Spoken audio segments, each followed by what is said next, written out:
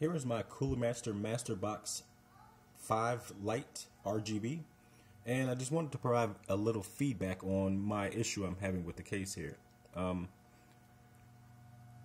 can probably hear it. Well, there's no probably you can hear it. You'll hear like a small sound that sounds like a pair of hair clippers in the distance. Sounds like a muffled pair of hair trimmers.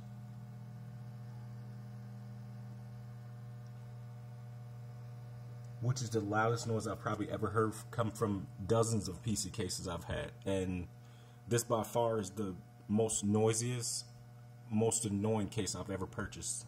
The only way you can stop that noise is, I found out there's two solutions to stopping noise. One is if I take my hand and I place my hand on the front plastic panel here. And here we can test that theory. And voila, the noise stops. I will have to hold my hand here to have a nice quiet case. And when I release that, there's the noise again. There's also a second solution. Is if I untwist these, the two screws that's holding the tempered glass, and I slightly take them off, or take it off the entire piece of tempered glass completely, there's no more noise. And there's a noise. Noise. So there's two things I found out about this case.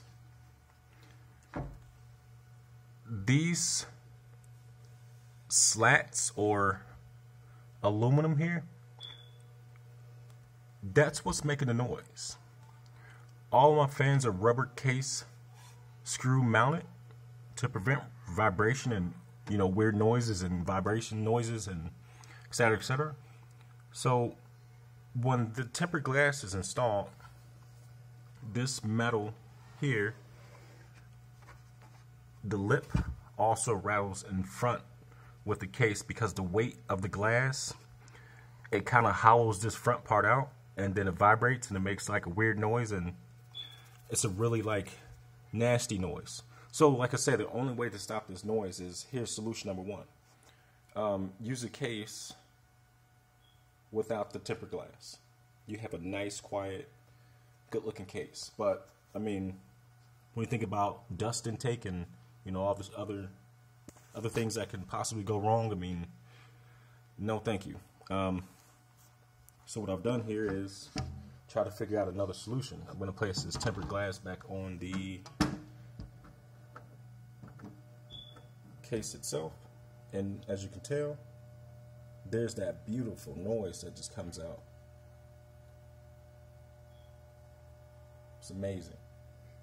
And according to Cooler Master, since I didn't pay, you know, $150, $200 for the case, well, you just deal with it, because it's a cheap case. That's literally what I said. It's an affordable, cheap case, so you deal with it. No thank you. The second solution is, well, first off, one of the other problems is that this front plastic panel, it rubs against the tempered glass here.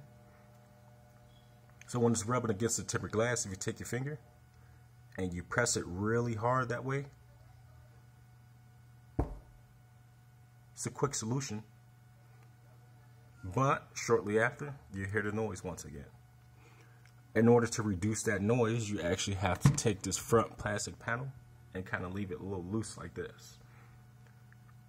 Otherwise, it would just make the noise, you know, until you've kind of figured out.